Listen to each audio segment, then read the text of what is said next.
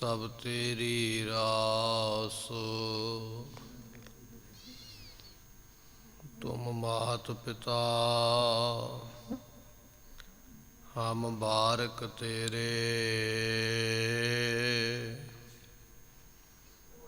तुमरी कृपा में सूख कनेरे। कोई न जाने तुमरा अंत। ऊंचे ते ऊंचा भगवंत। सगल समगरी तुमरै सूत्र धारी। तुम ते हुए सारी।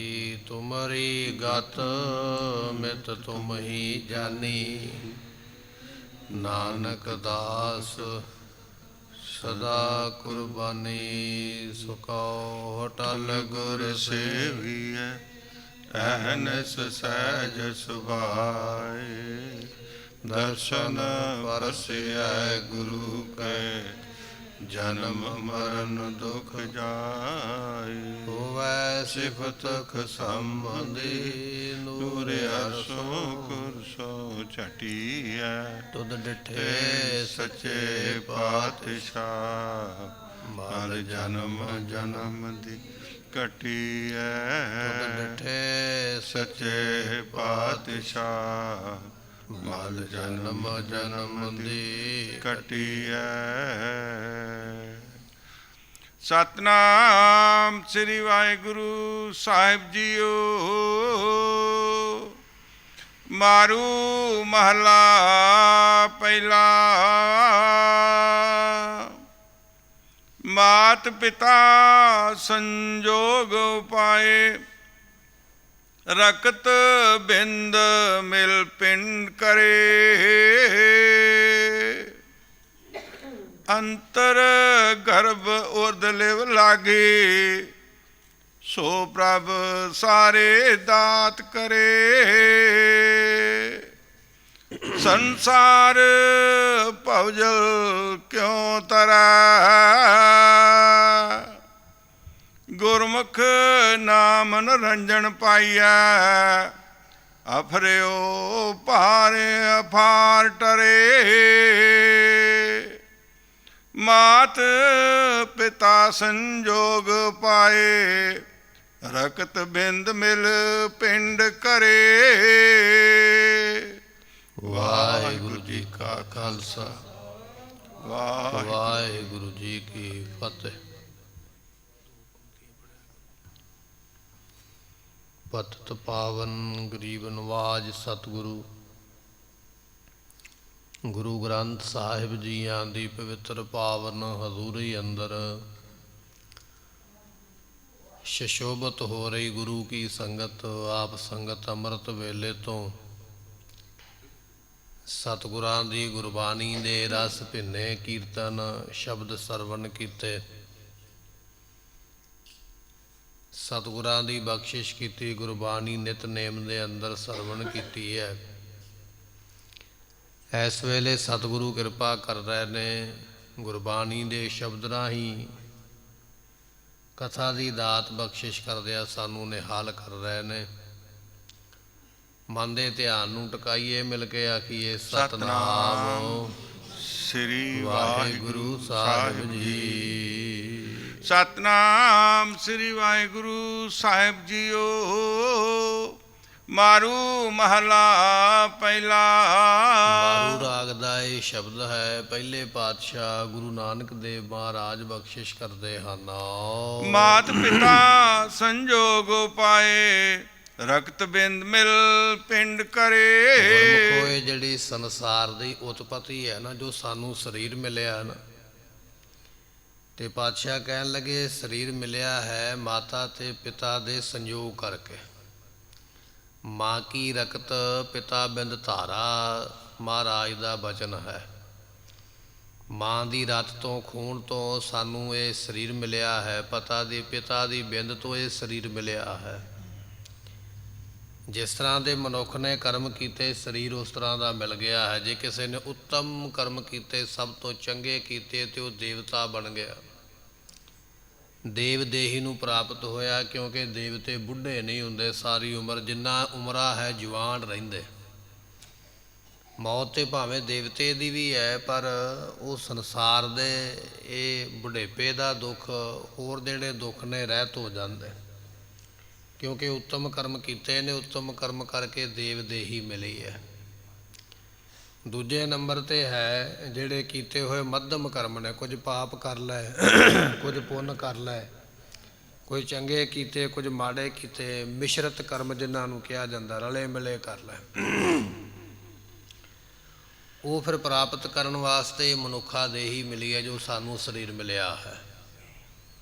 ਕੁਝ ਅਸੀਂ ਪਾਪ ਕੀਤੇ ਹੋਣਗੇ, ਉਹਨਾਂ ਦਾ ਦੁੱਖ ਸਾਨੂੰ ਮਿਲਦਾ ਪਿਆ, ਕੁਝ ਚੰਗੇ ਕੰਮ ਕੀਤੇ, ਸੁੱਖ ਵੀ ਮਿਲਦਾ ਪਿਆ, ਮਨੁੱਖਾ ਸਰੀਰ ਵੀ ਮਿਲ ਗਿਆ ਹੈ।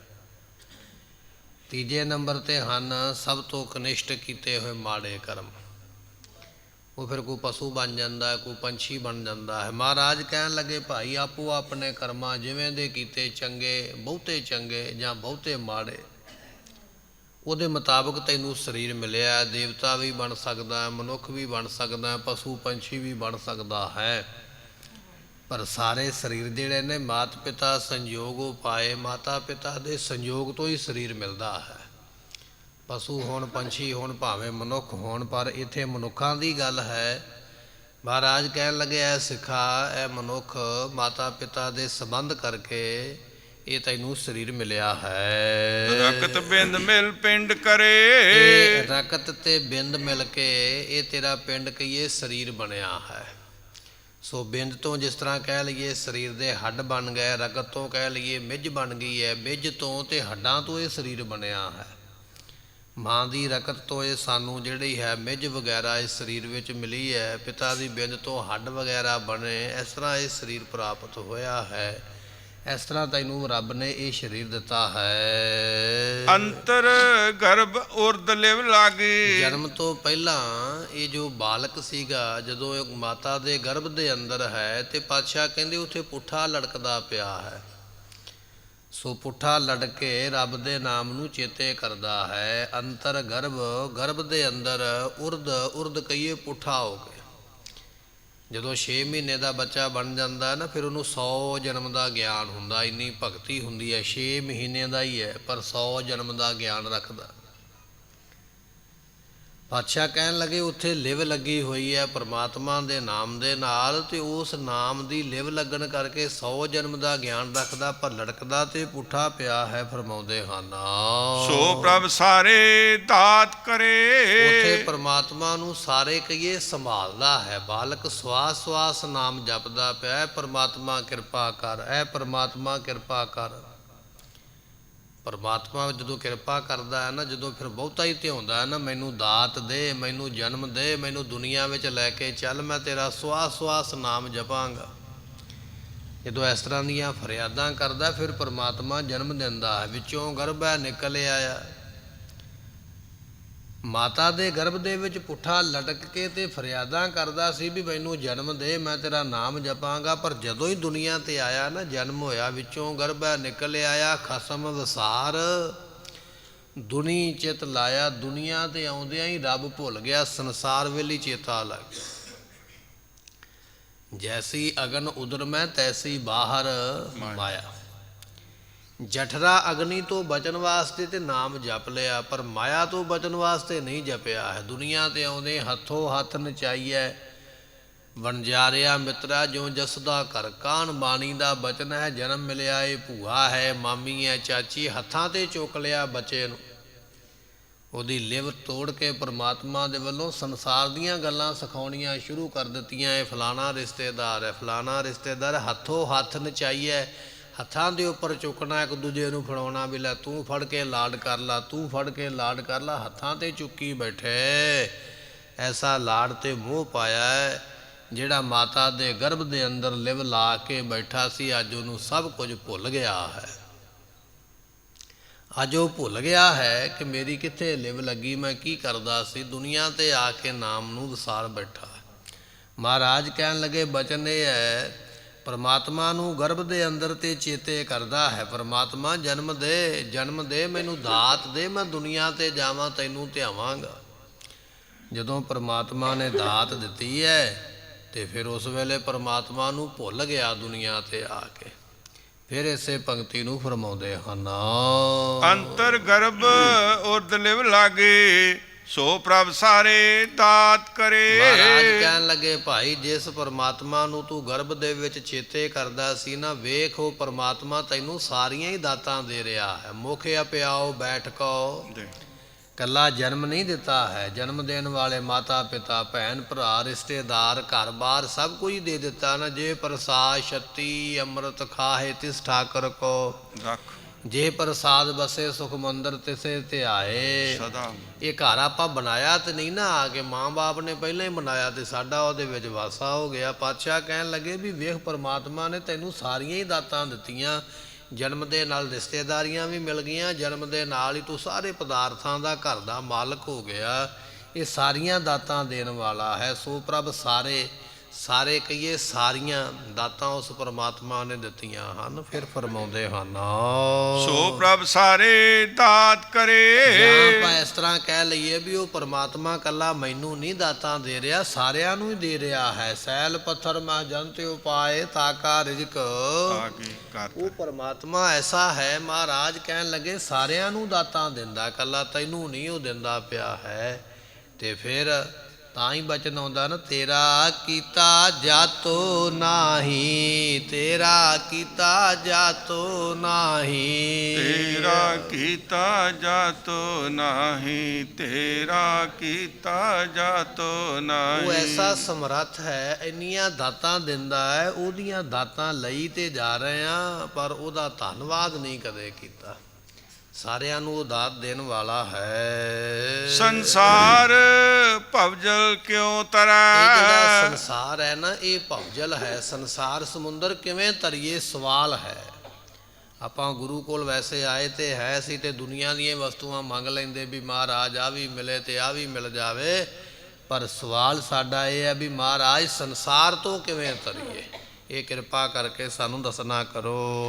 ਗੁਰਮੁਖ ਨਾਮ ਨਿਰੰਜਨ ਪਾਈਐ। ਮਹਾਰਾਜ ਕਹਿਣ ਲੱਗੇ, ਭਾਈ ਮੁਖੀ ਗੁਰਾਂ ਦੇ ਕੋਲੋਂ ਨਾਮ ਪ੍ਰਾਪਤ ਕਰ ਲਾ। ਸਾਡਾ ਸਵਾਲ ਇਹ ਹੈ, ਪਰਮਾਤਮਾ ਇਹ ਸੰਸਾਰ ਕਿਵੇਂ ਤਰੀਏ। ਮਹਾਰਾਜ ਕਹਿੰਦੇ ਗੁਰੂ ਦੇ ਕੋਲ ਜਾ ਭਾਈ, ਜਿਹੜਾ ਗੁਰੂ ਪੂਰਾ ਹੈ ਉਹਦੇ ਕੋਲ ਜਾ ਕੇ ਉਹਦੇ ਕੋਲੋਂ ਪਰਮਾਤਮਾ ਦਾ ਨਾਮ ਲੈ। ਗੁਰੂ ਕੋਲੋਂ ਪਰਮਾਤਮਾ ਦਾ ਨਾਮ ਲੈਣਾ ਕਰ। ਅਫਰਿਓ ਭਾਰ ਅਫਾਰ ਟਰੇ। ਮਹਾਰਾਜ ਜੇ ਨਾਮ ਜਪਾਂਗੇ ਤੇ ਤਾਂ ਕੀ ਹੋਵੇਗਾ, ਭਾਵੇਂ ਜਪੀਏ ਤੇ ਭਾਵੇਂ ਨਾ ਜਪੀਏ, ਪਰ ਸਵਾਲ ਤੇ ਹੈ ਨਾ ਵੀ ਕੀ ਹੋਵੇਗਾ। ਪਾਤਸ਼ਾਹ ਕਹਿਣ ਲੱਗੇ ਅਫਰਿਓ ਭਾਰ, ਇਹ ਜਿਹੜਾ ਹੰਕਾਰ ਰੂਪੀ ਭਾਰ ਹੈ ਨਾ, ਇਹ ਲੈ ਜਾਵੇਗਾ। ਜਿਹੜਾ ਤੇਰੇ ਮਨ ਵਿੱਚ ਹੰਕਾਰ ਹੈ ਨਾ ਵੀ ਮੇਰੇ ਵਰਗਾ ਕੋਈ ਨਹੀਂ, ਮੈਂ ਹੀ ਸਭ ਤੋਂ ਸ੍ਰੇਸ਼ਟ ਹਾਂ, ਨਾਮ ਜਪੇਗਾ ਹੰਕਾਰ ਦਾ ਭਾਰ ਲੈ ਜਾਏਗਾ। ਹੰਕਾਰ ਰੂਪੀ ਕਾਲ ਖਤਮ ਹੋ ਜਾਏਗਾ। ਫਿਰ ਬਚਨ ਆ ਜਾਏਗਾ, ਸਭ ਤੇ ਹਮ ਬੁਰੇ ਹਮ ਤਾਜ ਭਲੋ। ਸਭ ਕੋਈ ਇਹ ਨਿਮਰਤਾ ਆ ਜਾਵੇਗੀ ਕਿ ਮੇਰੇ ਵਰਗਾ ਬੁਰਾ ਹੀ ਕੋਈ ਨਹੀਂ। ਹੰਕਾਰ ਸੀ ਨਾ ਜਿਹੜਾ ਵੀ ਮੇਰੇ ਵਰਗਾ ਚੰਗਾ ਕੋਈ ਨਹੀਂ, ਉਹ ਹੰਕਾਰ ਮੁੱਕ ਜਾਏਗਾ। ਫਿਰ ਨਿਮਰਤਾ ਆ ਜਾਵੇਗੀ, ਮੇਰੇ ਵਰਗਾ ਮਾੜਾ ਕੋਈ ਨਹੀਂ ਹੈ। ਇਹ ਹੰਕਾਰ ਦਾ ਕਾਲ ਸਮਾਂ ਟਲ ਜਾਏਗਾ। ਤੇ ਪਾਤਸ਼ਾਹ ਕਹਿਣ ਲੱਗੇ ਅਫਾਰ ਟਰੈ। ਅਫਾਰ ਜਿਹੜਾ ਪਾਪਾਂ ਦਾ ਭਾਰ ਚੁੱਕੀ ਬੈਠਾ ਹੈ, ਬੇਹਿਸਾਬ ਹੀ ਹੈ ਪਾਪਾਂ ਦਾ ਭਾਰ। ਪਤਾ ਨਹੀਂ ਕਿੰਨੀਆਂ ਕੁ ਪਾਪ ਦੀਆਂ ਪੰਡਾਂ ਚੁੱਕੀਆਂ, ਇਹ ਵੀ ਟਲ ਜਾਣਗੀਆਂ। ਨਾਮ ਜਪਣ ਦੀ ਵੇਖੋ ਕਿੰਨੀ ਵਡਿਆਈ ਹੈ, ਨਾਮ ਦੀ ਮਹਿਮਾ ਹੈ। ਨਾਮ ਜਪ ਕੇ ਨਿਮਰਤਾ ਐਸੀ ਆਵੇਗੀ, ਹੰਕਾਰ ਦਾ ਭਾਰ ਲੈ ਜਾਏਗਾ। ਤੇ ਨਾਮ ਜਪ ਕੇ ਐਸੀ ਦਾਤ ਮਿਲੇਗੀ। ਪਾਤਸ਼ਾਹ ਕਹਿਣ ਲੱਗੇ ਪਾਪਾਂ ਦੀ ਪੰਡ ਵੀ ਡਿੱਗ ਪਵੇਗੀ, ਪਾਪ ਵੀ ਤੇਰੇ ਇੱਥੇ ਹੀ ਮੁੱਕ ਜਾਣਗੇ। ਵਿਕਾਰ ਪਾਥਰ ਗਲੇ ਬੰਨ੍ਹਦੇ ਨਿੰਦ ਪੋਟ ਸਰਾਏ। ਇਹ ਵਿਕਾਰਾਂ ਦਾ ਪੱਥਰ ਗਲ ਵਿੱਚ ਬੰਨਿਆ, ਨਿੰਦਿਆ ਦੀ ਪੰਡ ਸਿਰ ਤੇ ਚੁੱਕੀ ਹੈ, ਤਰ ਕੇ ਕਿਵੇਂ ਪਾਰ ਹੋਵੇਗਾ। ਨਾਮ ਜਪ ਕੇ ਪਾਪਾਂ ਦੀ ਪੰਡ ਵੀ ਡਿੱਗ ਪੈਂਦੀ ਹੈ। ਰਹਾਉ ਤੇ ਗੁਣ ਵਿਸਰ ਗਏ ਅਪਰਾਧੀ। ਮਹਾਰਾਜ ਤੂੰ ਸਾਨੂੰ ਗੁਣ ਤੇ ਬੜੇ ਬਖਸ਼ਿਸ਼ ਕੀਤੇ, ਬੜੀਆਂ ਦਾਤਾਂ ਹੀ ਬਖਸ਼ਿਸ਼ ਕੀਤੀਆਂ, ਪਰ ਮੈਂ ਇਹੋ ਜਿਹਾ ਵੀ ਤੇਰੀਆਂ ਸਾਰੀਆਂ ਦਾਤਾਂ ਨੂੰ, ਤੇਰੀਆਂ ਬਖਸ਼ਿਸ਼ਾਂ ਨੂੰ ਭੁਲਾ ਹੀ ਬੈਠਾ ਹਾਂ। ਦਿੰਦਾ ਤੇ ਤੂੰ ਸਵਾਸ ਸਵਾਸ ਪਿਆ ਹੈ, ਦਿੰਦਾ ਦੇ, ਦਿੰਦਾ ਤੇ ਦਈ ਜਾ ਰਿਹਾ, ਦਈ ਜਾ ਰਿਹਾ ਹੈ। ਮੇਰੇ ਅੰਦਰ ਸਵਾਸਾਂ ਦੀ ਲੜੀ ਚੱਲਦੀ ਪਈ ਹੈ ਨਾ। ਇਹ ਲੜੀ ਵੀ ਤੇਰੀ ਦਿੱਤੀ ਚੱਲਦੀ ਪਈ ਹੈ, ਲਗਾਤਾਰ ਸਾਹ ਚੱਲਦੇ ਪਏ, ਮੇਰੇ ਖੂਨ ਦੇ ਵਿੱਚ, ਮੇਰੇ ਸਰੀਰ ਵਿੱਚ ਖੂਨ ਦੌੜਿਆ ਫਿਰਦਾ ਹਰ ਵੇਲੇ, ਸਭ ਤੇਰੀਆਂ ਦਾਤਾਂ ਤੇ ਬੜੀਆਂ ਦਿੱਤੀਆਂ, ਪਰ ਮੈਨੂੰ ਸਾਰੀਆਂ ਹੀ ਭੁੱਲ ਗਈਆਂ, ਮੈਨੂੰ ਕੋਈ ਚੇਤੇ ਨਹੀਂ। ਗੋਬਿੰਦ ਹਮ ਐਸੇ ਅਪਰਾਧੀ ਜਿਨ ਪ੍ਰਭ ਜੀਓ ਪਿੰਡ ਥਾ ਦੀਆ ਤਿਸ ਕੀ ਭਾਓ ਭਗਤ ਨਹੀਂ ਸਾਦੀ। ਪਰਮਾਤਮਾ ਇਹੋ ਜਿਹੇ ਅਪਰਾਧੀ ਆ, ਤੂੰ ਸਾਨੂੰ ਦਿੱਤਾ ਦੇ ਬੜਾ ਹੀ ਕੁਝ ਹੈ, ਪਰ ਸਾਨੂੰ ਚੇਤਾ ਕੋਈ ਨਹੀਂ, ਤੇਰੇ ਕੀਤੇ ਪਰਉਪਕਾਰ ਸਾਨੂੰ ਭੁੱਲੇ ਹੋਏ। 10 ਵਸਤੂ ਲੈ ਪਾਛੈ ਪਾਵੈ ਏਕ ਵਸਤ ਕਾਰਨ ਵਿਭੋੜ। ਰੱਬ ਦੇ ਨਾਲੋਂ ਵਿਗਾੜ ਕੇ ਬੈਠਾ ਹੈ, ਲਈ ਜਾ ਰਿਹਾ, ਪਰ ਜੇ ਕਿਤੇ ਇੱਕ ਨਾ ਮਿਲੇ। ਸਿਆਣਿਆਂ ਦੀ ਕਹਾਵਤ ਇਹ ਹੈ ਵੀ ਬੱਚੇ ਨੂੰ ਹਸਾਏ ਦਾ ਨਹੀਂ ਤੇ ਰਵਾਏ ਦਾ ਨਾਮ ਜ਼ਰੂਰ ਹੋ ਜਾਂਦਾ। ਸਾਰਾ ਦਿਨ ਬੱਚਾ ਤੁਸੀਂ ਚੁੱਕੀ ਰੱਖਿਆ ਨਾ, ਹੱਸਦਾ ਰਿਹਾ, ਕਿਸੇ ਨੇ ਸ਼ਾਬਾਸ਼ ਨਹੀਂ ਦੇਣੀ ਹੈ, ਪਰ ਜੇ ਕਿਤੇ ਰੋ ਪਿਆ ਤੇ ਉਹਨਾਂ ਕਹਿਣਾ ਵੀ ਇਹਨੂੰ ਨਹੀਂ ਚੁੱਕਣਾ ਆਉਂਦਾ, ਰਵਾਏ ਦਾ ਨਾਮ ਹੋ ਗਿਆ ਨਾ। ਸਾਡੀ ਹਾਲਤ ਇਸ ਤਰ੍ਹਾਂ ਦੀ ਹੈ, ਪਰਮਾਤਮਾ ਦਈ ਤੇ ਬੜਾ ਕੁਝ ਜਾਂਦਾ ਹੈ, ਜਿਹੜਾ ਦਈ ਜਾਂਦਾ ਉਹਦੇ ਵੱਲ ਸਾਡਾ ਧਿਆਨ ਨਹੀਂ, ਪਰ ਜਿਹੜੀ ਨਹੀਂ ਦਿੱਤੀ ਹੈ ਉਹਦੇ ਵੱਲ ਧਿਆਨ ਹੈ ਵੀ ਆਹ ਨਹੀਂ ਮਿਲਿਆ। ਮਹਾਰਾਜ ਕਹਿਣ ਲੱਗੇ ਤੇਰੇ ਕੀਤੇ ਗੁਣ ਪਰਉਪਕਾਰ ਮਹਾਰਾਜ ਮੈਂ ਭੁੱਲ ਗਿਆ, ਐਸਾ ਅਪਰਾਧੀ ਹਾਂ ਮੈਂ ਬੌਰਾ ਕਿਆ ਕਰੋ ਹਰੇ। ਮਹਾਰਾਜ ਮੈਂ ਬੌਰਾ ਹਾਂ, ਬੌਰਾ ਕਹੀਏ ਝੱਲਾ, ਮਸਤਾਨਾ, ਪਾਗਲ, ਦੀਵਾਨਾ। ਮਹਾਰਾਜ ਪਾਗਲ ਦੀਵਾਨਾ ਹੀ ਹਾਂ, ਤੂੰ ਇੰਨੀਆਂ ਦਾਤਾਂ ਦਿੱਤੀਆਂ ਮੈਂ ਭੁੱਲੀ ਬੈਠਾ। ਉਹਨੂੰ ਪਾਗਲ ਹੀ ਕਿਹਾ ਜਾਵੇਗਾ ਨਾ ਵੀ ਰੱਬ ਤੇ ਤੇਰੇ ਤੇ ਪਰਉਪਕਾਰ ਕਰ ਕਰਕੇ ਦਈ ਜਾਂਦਾ, ਤੂੰ ਇੱਕ ਵੀ ਗੱਲ ਚੇਤੇ ਨਹੀਂ ਰੱਖਦਾ, ਤੇ ਫਿਰ ਬੌਰਾ ਹੀ ਹੋਇਆ ਨਾ, ਝੱਲਾ ਹੀ ਹੋਇਆ ਨਾ। ਮਹਾਰਾਜ ਮੈਂ ਐਸਾ ਮਸਤਾਨਾ ਹਾਂ, ਤੂੰ ਦਾਤਾ ਦਇਆਲ ਸਭੈ ਸਿਰ। ਉਹ ਪਰਮਾਤਮਾ ਦਾਤਾ ਹੈ, ਦਿਆਲੂ ਹੈ, ਤੇ ਸਾਰਿਆਂ ਦੇ ਸਿਰ ਬਸਿਰ ਉਸਨੇ ਖੁਰਾਕ ਸਾਰਿਆਂ ਦੇ ਮੱਥੇ ਤੇ ਲਿਖੀ ਹੈ। ਭਾਵੇਂ ਕੋਈ ਕੀੜਾ ਹੈ, ਭਾਵੇਂ ਮਨੁੱਖ ਹੈ, ਭਾਵੇਂ ਕੋਈ ਦੇਵੀ ਦੇਵਤਾ ਹੈ, ਸਭ ਦੇ ਮੱਥੇ ਤੇ ਕਰਮ ਲਿਖ ਕੇ ਉਸਨੇ ਭੇਜਿਆ। ਸਾਨੂੰ ਵੈਸੇ ਫਿਕਰ ਪਿਆ ਰਹਿੰਦਾ ਵੀ ਜੇ ਮੈਂ ਨਾ ਹੋਵਾਂ ਤੇ ਆਹ ਕੰਮ ਹੋ ਨਹੀਂ ਸਕਦਾ, ਪਰ ਇਹ ਸਾਡੇ ਮਨ ਦਾ ਇੱਕ ਵਹਿਮ ਹੀ ਹੈ, ਭਰਮ ਹੀ ਹੈ। ਸਾਡੇ ਤੇ ਦੁਨੀਆ ਤੇ ਆਉਣ ਤੋਂ ਪਹਿਲਾਂ ਵੀ ਇਹ ਦੁਨੀਆ ਚੱਲਦੀ ਸੀ, ਸਾਡੇ ਮਰ ਜਾਣ ਤੋਂ ਬਾਅਦ ਵਿੱਚ ਵੀ ਇਹ ਚੱਲਦੀ ਰਹਿਣੀ ਹੈ, ਪਰ ਸਾਡੇ ਮਨ ਦਾ ਭਰਮ ਇਹ ਹੈ ਵੀ ਮੇਰੇ ਬਿਨਾਂ ਤੇ ਆਹ ਕੰਮ ਨਹੀਂ ਹੋ ਸਕਦਾ ਹੈ।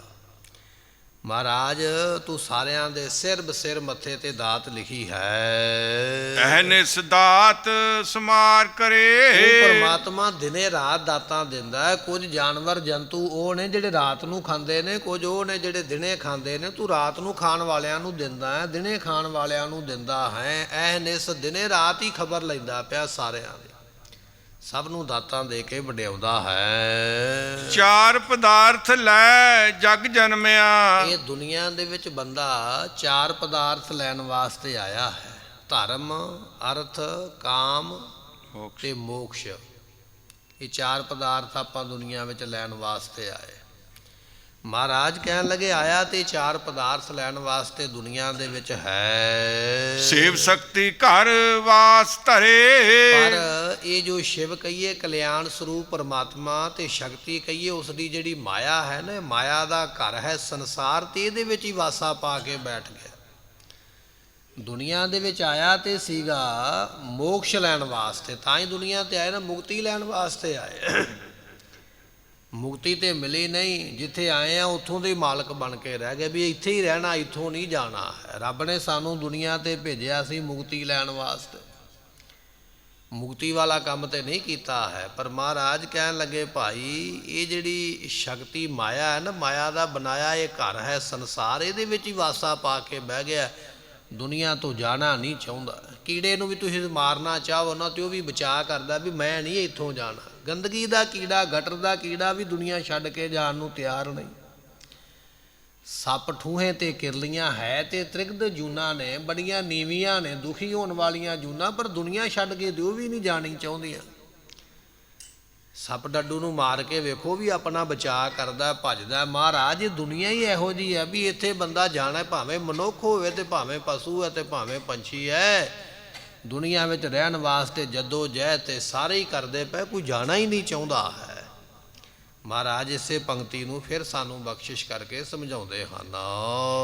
4 ਪਦਾਰਥ ਲੈ ਜਗ ਜਨਮਿਆ। ਗੁਰਮੁਖੋ 4 ਨਾਮ ਹੈ ਸੁੰਦਰ ਦਾ। ਕੁਝ ਪੰਕਤੀਆਂ ਦੇ ਅਰਥ ਜਿਹੜੇ ਦੁਬਾਰਾ ਆਪਾਂ ਤਾਂ ਕਰਦੇ ਹਾਂ ਵੀ ਉਹਦੇ ਵਿੱਚੋਂ ਹੋਰ ਸਾਨੂੰ ਸਮਝ ਆ ਜਾਵੇ।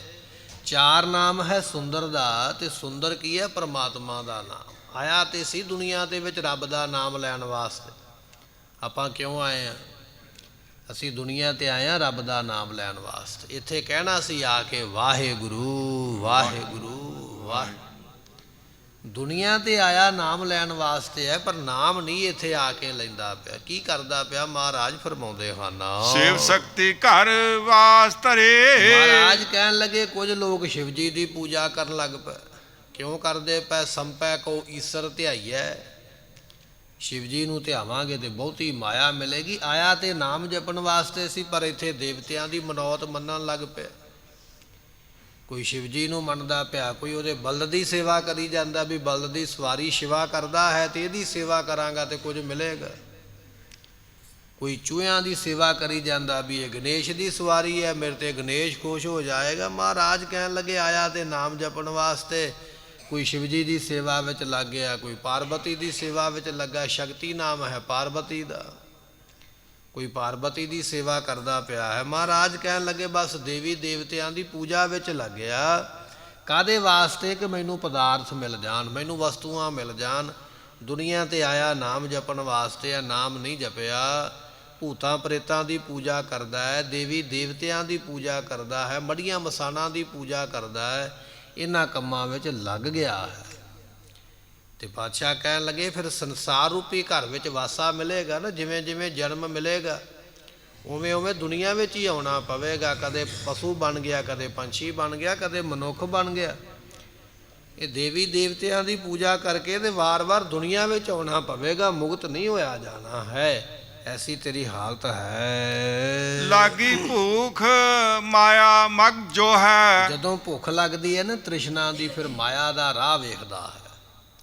ਮਾਇਆ ਦਾ ਰਾਹ ਕੀ ਹੈ? ਆਹ ਕੰਮ ਕਰਾਂਗਾ, ਹੁਣ ਇਸ ਫਸਲ ਦਾ ਬੜਾ ਹੀ ਰੇਟ ਹੈ, ਹੁਣ ਇਹ ਬੀਜ ਲਵਾਂ ਤੇ ਇਹਦੇ ਵਿੱਚੋਂ ਬਹੁਤੀ ਕਮਾਈ ਹੋਵੇਗੀ। ਹੁਣ ਮੈਂ ਸਕੂਲ ਦੇ ਵਿੱਚ ਜਾ ਕੇ, ਕਾਲਜ ਵਿੱਚ ਜਾ ਕੇ ਆਹ ਕੋਰਸ ਕਰ ਲਵਾਂ, ਇਹਦੇ ਵਾਸਤੇ ਬੰਦੇ ਬੜੇ ਘੱਟ ਨੇ, ਜੇ ਮੈਂ ਕਰਾਂਗਾ ਤੇ ਵੱਡੀ ਨੌਕਰੀ ਮਿਲ ਜਾਏਗੀ। ਮਹਾਰਾਜ ਕਹਿਣ ਲੱਗੇ ਤ੍ਰਿਸ਼ਨਾ ਦੀ ਐਸੀ ਭੁੱਖ ਲੱਗੀ ਹੈ, ਦੁਨੀਆ ਨਾਲੋਂ ਵੱਖਰਾ ਕੰਮ ਕਰਦਾ ਹੈ। ਕਿਉਂ? ਕਿਉਂਕਿ ਮਾਇਆ ਦਾ ਰਾਹ ਜੂ ਵੇਖਣਾ ਹੋਇਆ। ਇੱਧਰੋਂ ਵੀ ਮਾਇਆ ਆਵੇ, ਉੱਧਰੋਂ ਵੀ ਮਾਇਆ ਆਵੇ। ਮਾਇਆ ਮਨੋ ਨਾ ਵੀਸਰੈ। ਮੰਗੇ ਦਮਾ ਮਹਾਰਾਜ ਦਾ ਬਚਨ ਹੈ। ਇੰਨੀ ਤ੍ਰਿਸ਼ਨਾ ਵੱਧ ਗਈ ਹੈ ਮਨੁੱਖ ਦੇ ਅੰਦਰ ਵੀ ਜ਼ਹਿਰ ਆਪ ਖਾਂਦਾ ਪਿਆ ਤੇ ਜ਼ਹਿਰ ਹੀ ਦੂਜਿਆਂ ਨੂੰ ਦਿੰਦਾ ਪਿਆ। ਮਾਇਆ ਦੀ ਐਸੀ ਤ੍ਰਿਸ਼ਨਾ ਦੀ ਐਸੀ ਭੁੱਖ ਲੱਗੀ ਹੈ ਵੀ ਕਦੇ ਵੀ ਰੱਜਦਾ ਨਹੀਂ ਹੈ। ਮਾਇਆ ਦਾ ਰਾਹ ਹਰ ਵੇਲੇ ਵੇਖਦਾ ਹੈ। ਮੁਕਤ ਪਦਾਰਥ ਮੋਹਿ ਖਰੇ। ਮਿਲਣਾ ਤੇ ਦੁਨੀਆ ਤੇ ਆ ਕੇ ਮੁਕਤੀ ਦਾ ਪਦਾਰਥ ਸੀਗਾ, ਨਾਮ ਜਪ ਕੇ ਮੁਕਤ ਹੋਣਾ ਸੀ, ਪਰ ਕਹਿਣ ਲੱਗੇ ਮੋਹ ਕਰਕੇ ਖਰੇ ਕਹੀਏ ਲੁੱਟਿਆ ਹੀ ਗਿਆ। ਆਇਆ ਤੇ ਮੁਕਤੀ ਲੈਣ ਵਾਸਤੇ, ਮੁਕਤੀ ਤੇ ਮਿਲੇ ਨਹੀਂ। ਮੋਹ ਵਿੱਚ ਪੈ ਕੇ ਸਗੋਂ ਜਨਮ ਮਿਲ ਗਏ। ਕਦੇ ਕੁਝ ਬਣ ਗਿਆ, ਕਦੇ ਕੁਝ ਬਣ ਗਿਆ। ਅੰਤ ਕਾਲ ਜੋ ਲੜਕੇ ਸਿਮਰੇ ਐਸੀ ਚਿੰਤਾ ਮਹਿ ਜੇ ਮਰੈ ਸੂਕਰ ਜੋਨ ਵੱਲ ਵੱਲ ਅਵਤਰੈ। ਦੁਨੀਆ ਤੇ ਆਇਆ ਤੇ ਮੁਕਤੀ ਲੈਣ ਵਾਸਤੇ, ਪਰ ਇੱਥੇ ਪੁੱਤਰਾਂ ਨੂੰ ਚੇਤੇ ਕਰਦਾ ਤੇ ਸੂਰ ਦੇ ਜਨਮ ਵਿੱਚ ਪੈ ਜਾਂਦਾ, ਘਰ ਨੂੰ ਚੇਤੇ ਕਰਦਾ ਤੇ ਪ੍ਰੇਤ ਦੇ ਜਨਮ ਵਿੱਚ ਪੈ ਜਾਂਦਾ। ਇੱਥੋਂ ਜਨਮਾਂ ਚੋਂ ਨਹੀਂ ਨਿਕਲਿਆ ਹੈ। ਆਇਆ ਤੇ ਮੁਕਤ ਹੋਣ ਵਾਸਤੇ, ਪਰ ਮਾਇਆ ਵੱਲ ਵੇਖਦਿਆਂ ਵੇਖਦਿਆਂ, ਮਾਇਆ ਦਾ ਰਾਹ ਤੱਕਦਿਆਂ ਤੱਕਦਿਆਂ ਇੰਨੇ ਪਾਪ ਕੀਤੇ।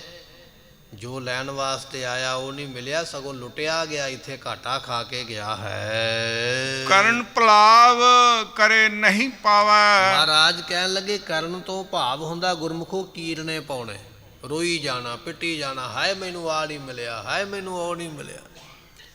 ਕਈਆਂ ਦਾ ਸੁਭਾਅ ਹੀ ਹੈ ਸਾਰੀ ਉਮਰ ਕੀਰਨੇ ਪਾਉਂਦੇ। ਛੋਟੇ ਹੁੰਦਿਆਂ ਨਾ ਤਾਂ ਵੀ ਰੋਂਦਾ ਹੈ, ਦੂਜੇ ਭਰਾ ਨੂੰ ਜ਼ਿਆਦਾ ਮਿਲ ਗਿਆ, ਮੈਨੂੰ ਨਹੀਂ, ਲੇਟਣ ਲੱਗ ਪੈਂਦਾ।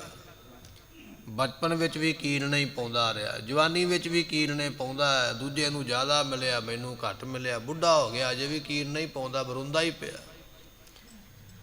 ਪਾਤਸ਼ਾਹ ਕਹਿਣ ਲੱਗੇ ਕਰਨ ਤੋਂ ਭਾਵ ਹੈ ਕੀਰਨੇ ਪਾਉਣੇ, ਰੋਣਾ। ਸਾਰੀ ਉਮਰ ਰੋਂਦਿਆਂ ਹੀ ਲੰਘ ਗਈ ਹੈ, ਮੈਨੂੰ ਆਹ ਨਹੀਂ ਮਿਲਿਆ, ਮੈਨੂੰ ਉਹ ਨਹੀਂ ਮਿਲਿਆ, ਮੈਂ ਬੜਾ ਦੁਖੀ ਹਾਂ। ਤੇ ਪੱਲਵ ਤੋਂ ਭਾਵ ਹੁੰਦਾ ਗੁਰਮੁਖੋ ਯਤਨ ਕਰਨਾ। ਯਤਨ ਬੜੇ ਕਰਦਾ ਹੈ, ਚਲਾਕੀਆਂ ਬੜੀਆਂ ਕਰਦਾ ਹੈ, ਵੀ ਆਹ ਵੀ ਕਰ ਲਵਾਂ, ਇੱਥੋਂ ਇਸ ਤਰ੍ਹਾਂ ਕਰਾਂਗਾ ਤੇ ਦੂਜਾ ਕੰਮ ਇਸ ਤਰ੍ਹਾਂ ਕਰਾਂਗਾ। ਫਿਰ ਯਤਨ ਬੜੇ ਕਰਦਾ ਹੈ, ਦਿਨੇ ਰਾਤ ਯਤਨ ਕਰਨ ਵਿੱਚ ਲੱਗਾ ਹੋਇਆ ਹੈ, ਦਿਨੇ ਰਾਤ ਕੀਰਨੇ ਪਾਉਣ ਵਿੱਚ ਲੱਗਾ ਹੋਇਆ ਹੈ। ਕਰਨ ਪਲਾਵ ਕਰੇ ਨਹੀਂ ਪਾਵੈ। ਕਰਦਾ ਤੇ ਬੜਾ ਕੁਝ ਹੈ, ਮਾਇਆ ਫਿਰ ਵੀ ਨਹੀਂ ਮਿਲਦੀ ਹੈ। ਸੋ ਪਾਤਸ਼ਾਹ ਕਹਿਣ ਲੱਗੇ ਨਹੀਂ ਪਾਵੇ, ਮੁਕਤੀ ਵੀ ਨਹੀਂ ਮਿਲਦੀ। ਤੁਸੀਂ ਸਾਰੀ ਉਮਰ ਬੈਠ ਕੇ ਰੋਈ ਜਾਓ, ਰੋਇਆ ਮੁਕਤੀ ਨਹੀਂ ਮਿਲਣੀ ਹੈ। ਸਾਰੀ ਉਮਰ ਬੈਠੇ ਯਤਨ ਕਰੀ ਜਾਓ ਤਾਂ ਵੀ ਮੁਕਤੀ ਨਹੀਂ ਮਿਲਣੀ ਹੈ। ਨਾ ਤੇ ਮੁਕਤੀ ਮਿਲਦੀ ਹੈ, ਨਾ ਹੀ ਰੋਇਆ ਪਦਾਰਥ ਮਿਲਦੇ ਹਨ। ਇਤੋਤ ਢੂੰਡਤ ਥਾਕ ਪਰੇ, ਇੱਧਰ ਉੱਧਰ ਲੱਭਦਾ ਫਿਰਦਾ ਹੈ, ਕਦੇ ਇਸ ਜਨਮ ਵਿੱਚ, ਕਦੇ ਉਹ ਜਨਮ ਦੇ ਵਿੱਚ, ਕਦੇ ਜਵਾਨੀ ਵਿੱਚ, ਕਦੇ ਬਚਪਨ ਵਿੱਚ, ਕਦੇ ਬੁਢੇਪੇ ਵਿੱਚ ਲੱਭਦਾ ਫਿਰਦਾ ਹੈ। ਮੁਕਤੀ ਨਹੀਂ ਲੱਭੀ ਹੈ, ਮੁਕਤੀ ਮਿਲੀ ਨਹੀਂ ਹੈ, ਮੁਕਤ ਨਹੀਂ ਹੋਇਆ। ਥੱਕ ਕੇ ਡਿੱਗ ਪਿਆ ਧਰਤੀ। ਕਿਵੇਂ ਡਿੱਗਿਆ ਹੈ? ਬਾਬਾ ਫਰੀਦ ਸਾਹਿਬ ਜੀ ਕਹਿਣ ਲੱਗੇ ਕੇਤੜਿਆਂ ਯੁਗ ਵਾਪਰੇ ਇਕਤ ਪਾਇਆ ਪਾਸ। ਇੰਨਾ ਥੱਕ ਕੇ ਡਿੱਗਾ ਹੈ ਵੀ ਫਿਰ ਮੜੀ ਦੇ ਵਿੱਚ ਜਾ ਕੇ ਲੰਮਾ ਹੀ ਪੈ ਗਿਆ ਹੈ। ਪਰ ਜਿਹੜੇ ਕੰਮ ਵਾਸਤੇ ਆਇਆ ਉਹ ਕੰਮ ਨਹੀਂ ਹੋਇਆ, ਮੁਕਤ ਨਹੀਂ ਹੋ ਸਕਿਆ ਹੈ। ਕਾਮ ਕ੍ਰੋਧ ਹੰਕਾਰ ਵਿਆਪੇ, ਇਹ ਬੰਦਾ ਕਦੇ ਕਾਮ ਦੇ ਵਿੱਚ ਮਸਤ ਹੋ ਜਾਂਦਾ। ਜਵਾਨੀ ਆਉਂਦੀ ਹੈ ਨਾ, ਬੁਰੇ ਕਾਮ ਕੋ ਛੇਵੇਂ ਕਾਮ ਨਾ ਪੁੱਛੈ ਜਾਤ। ਜਦੋਂ ਜਵਾਨੀ ਆਉਂਦੀ ਹੈ ਫਿਰ ਜਾਤ ਨਹੀਂ ਪੁੱਛਦਾ ਵੀ ਸਾਹਮਣੇ ਵਾਲੇ ਦੀ ਜਾਤ ਕੀ ਹੈ, ਕਿਹੜੀ ਜਾਤ ਦਾ, ਕਿਹੜੀ ਬਰਾਦਰੀ ਦਾ, ਕਿਹੜੇ ਧਰਮ ਦਾ। ਕਦੇ ਕਾਮ ਦੇ ਵਿੱਚ ਮਸਤ ਹੋ ਜਾਂਦਾ, ਕਦੇ ਕ੍ਰੋਧ ਵਿੱਚ ਮਸਤ ਹੋ ਜਾਂਦਾ। ਕ੍ਰੋਧ ਵਿੱਚ ਆਉਂਦਾ ਤਾਂ ਦੁਨੀਆ ਨਾਲ ਝਗੜਾ ਕਰਦਾ ਹੈ, ਕਦੇ ਹੰਕਾਰ ਕਰਦਾ ਵੀ ਮੇਰੇ ਵਰਗਾ ਕੋਈ ਨਹੀਂ, ਕਦੇ ਮੋਹ ਕਰਦਾ, ਕਦੇ ਲੋਭ ਕਰਦਾ। ਐਸੇ ਵਿਕਾਰਾਂ ਦੇ ਵਿੱਚ ਇਹ ਵਿਆਪਿਆ ਹੋਇਆ ਕਿ ਇਹ ਫਸਿਆ ਹੋਇਆ ਹੈ। ਕੂੜ ਕੁਟੰਬ ਸਿਉ ਪ੍ਰੀਤ ਕਰੇ, ਇਹ ਕੁਟੰਬ ਜਿਹੜਾ ਪਰਿਵਾਰ ਹੈ ਨਾ ਗੁਰਮੁਖੋ ਝੂਠਾ ਹੀ ਹੈ, ਤੇ ਝੂਠੇ ਪਰਿਵਾਰ ਨਾਲ ਪ੍ਰੀਤੀ ਲਾ ਕੇ ਬੈਠਾ ਹੈ। ਇਹ ਪਰਿਵਾਰ ਜਿਹੜਾ ਨਾ ਤੇਰੇ ਕਰਮਾਂ ਕਰਕੇ ਮਿਲਿਆ। ਕਈਆਂ ਦਾ ਤੂੰ ਦੇਣਾ, ਕਈਆਂ ਕੋਲੋਂ ਲੈਣਾ ਹੈ। ਉਹ ਲੈਣ ਦੇਣ ਦਾ ਹਿਸਾਬ ਕਰਨ ਵਾਸਤੇ ਟੱਬਰ ਜੀਆ ਜੰਤ ਮਿਲ ਗਿਆ, ਪੁੱਤਰ ਬਣ ਗਿਆ, ਪੋਤਰੇ ਬਣ ਗਏ, ਪਰ ਉਹ ਪਰਿਵਾਰ ਦੇ ਨਾਲ ਹੀ ਮੋਹ ਲਾ ਕੇ ਬੈਠ ਗਿਆ ਵੀ ਇਹ ਸਾਰੇ ਮੇਰੇ ਹੀ ਨੇ। ਸ੍ਰੀ ਅੰਮ੍ਰਿਤਸਰ ਸਾਹਿਬ ਦੀ ਧਰਤੀ ਤੇ ਇੱਕ ਬੀਬੀ ਦਾ ਪੁੱਤਰ ਚੜ੍ਹਾਈ ਕਰ ਗਿਆ ਨਾ, ਤੂੰ ਸਵੇਰ ਵੇਲੇ ਉੱਠ ਕੇ ਰੋਣ ਲੱਗ ਜਾਇਆ ਕਰੇ, ਉੱਚੀ ਉੱਚੀ ਵੈਣ ਪਾਇਆ ਕਰੇ। ਪੰਚਮ ਪਾਤਸ਼ਾਹ ਸਤਿਗੁਰਾਂ ਦੇ ਕੰਨਾਂ ਵਿੱਚ ਆਵਾਜ਼ ਪਈ ਤੇ ਮਹਾਰਾਜ ਸਾਹਿਬ ਜੀ ਨੇ ਉਸ ਮਾਈ ਬੀਬੀ ਨੂੰ ਬੁਲਾਇਆ। ਕਹਿਣ ਲੱਗੇ ਮਾਤਾ ਵੀ ਰੋਂਦੀ ਕਿਉਂ? ਸਵੇਰ ਵੇਲੇ ਉੱਠ ਕੇ ਤੂੰ ਲੱਗ ਪੈਂਦੀ ਹੈ ਗਲਾ ਸਾਫ਼ ਕਰਨ।